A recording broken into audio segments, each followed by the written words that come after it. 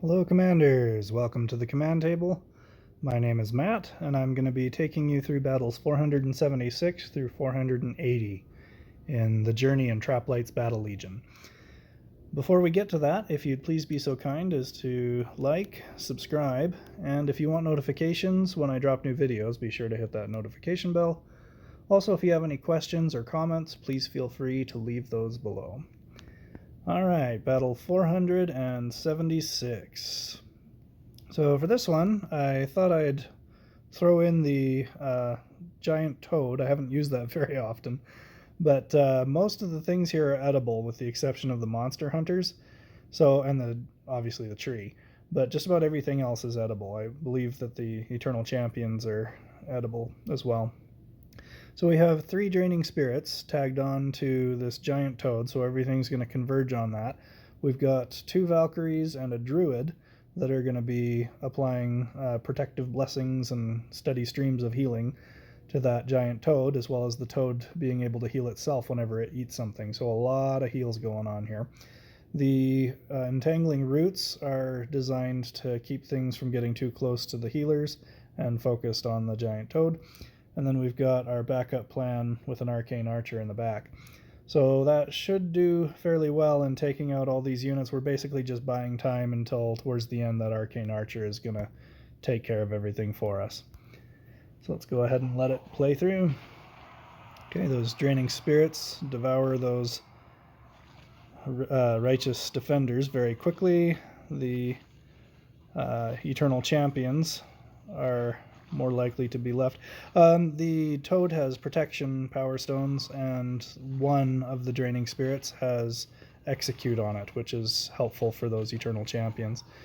This is where it gets a little bit long.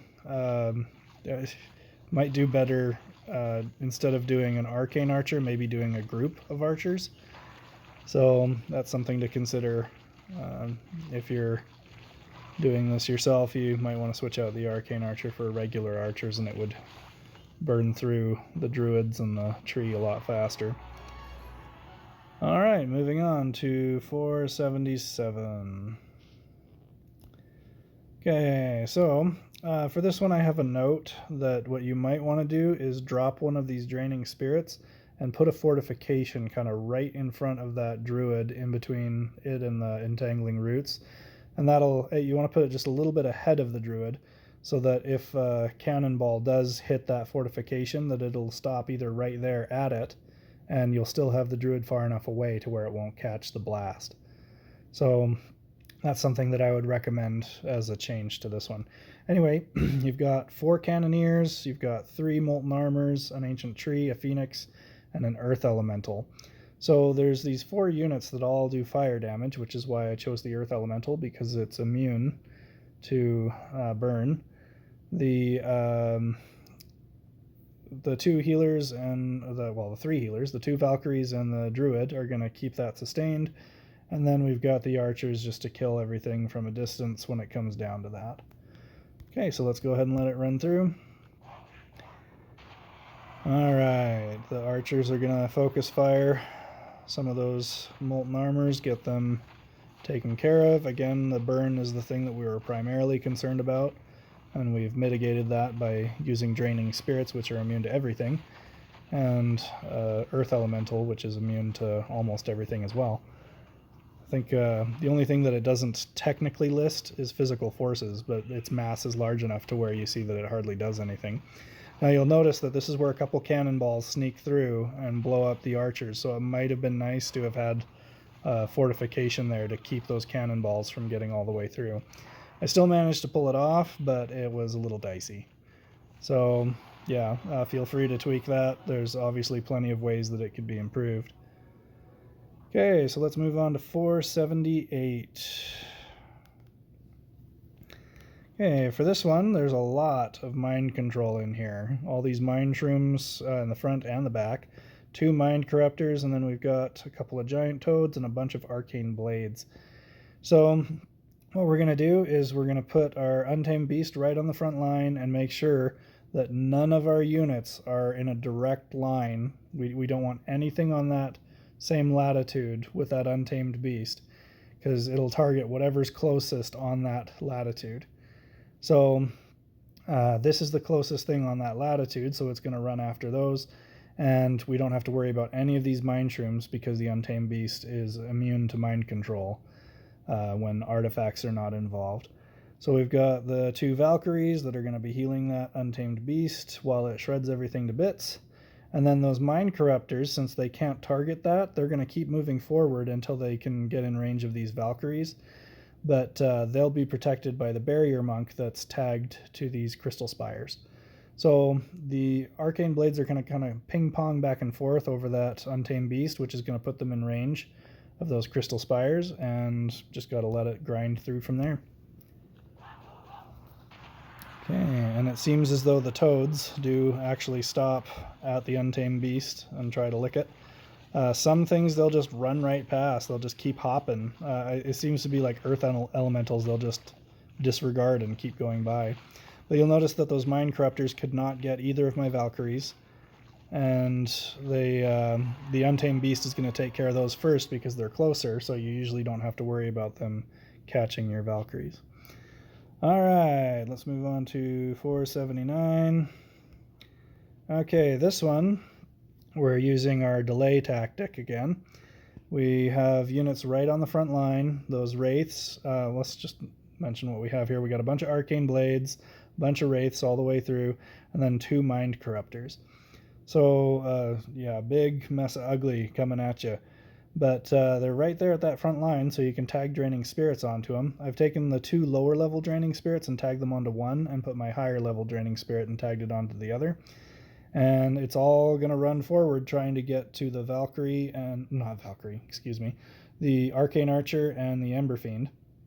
So they're going to be stuck in these entangling roots while those Draining Spirits are chipping away at them. Then these Risen Warriors are going to pop up right behind him, which is going to force all of them, with the exception of the Mind Corruptors, to turn back. And that's going to buy more time for the Draining Spirits to do their work. Then this group of Risen Warriors has the Power Stone Slow on it, and that's going to pop up in the way back. So by the time that all the units are done with these 2 groups of Risen Warriors, they'll have this 3rd group of Risen Warriors slowly walking in there to buy more time. Then it's all going to run back into the entangling roots, after which the Ember Fiend and the Arcane Archer are going to be hopped up on some frenzy. So let's go ahead and let it run. Okay, Draining Spirits tagged. Everything slowed in the roots. Now the Risen Warriors are going to pop, sending everything but the Mind Corruptors backward. Okay, there goes one Mind Corruptor, and the other one's the only thing in range of the Ember Fiend and the Arcane Archer, so it gets focus fired. Easy peasy. Alright, 480, and then we'll call it for this video. Okay, so for this one we have 5 groups of Fire Knights. We've got 2 Ember Fiends, 2 Valkyries, and a Volcanus clone. So a lot of fire. It's just all fire. So we're going to use our Fire Immune Tank, which is our Earth Elemental, and that's going to basically negate the utility of almost everything here. We're going to, since the Fire Knights and the Ember Fiends are immune to both fire and frost, we're going to use Plague. So we're going to send the Plague Bearers into this end, which is going to tag Plague onto everything, and it's going to start working its way through. The Entangling Roots are there to keep the Fire Knights from getting around behind the Earth Elemental, and that makes it to where when he knocks them back, he's not knocking them back into the Crystal Spire and the Valkyrie. There's a Barrier Monk here, which you'll see its utility is most of the bodies are right here in these archers. So that's what Volcanus is going to be sending his meteors at the most. So they're going to run forward just a little bit, which is going to put them right in range of that Barrier Monk. And that Barrier Monk has the Valkyrie protected as well as the Crystal Spire in its radius. So let's go ahead and let it run. Alright, so here comes the meteors at the archers, which are totally insulated by that Barrier Monk. The Plague is already spread, which is going to make life very complicated for those Fire Knights. And the Earth Elemental is immune to Plague and Fire, so it's going to have no problem doing what it normally does as those approach. And now the Volcanus clone is going to be the closest thing for those archers, all 3 groups of them, and you can see them burning through them now. It takes a while to get through that health, but that barrier monk, and presently for this season, Enhance 2 is available as a power stone, so that barrier monk was able to handle quite a bit. I've got, I think I only have the ability to put 1 enhanced power stone on there. But anyway, there it is, 480. Thank you for watching. We will have another video out for you shortly, but again, please do like and subscribe. And you can also check out thecommandtable.com. We'll have lots of fun stuff there in the coming weeks. And we appreciate you supporting the channel. Thanks for watching.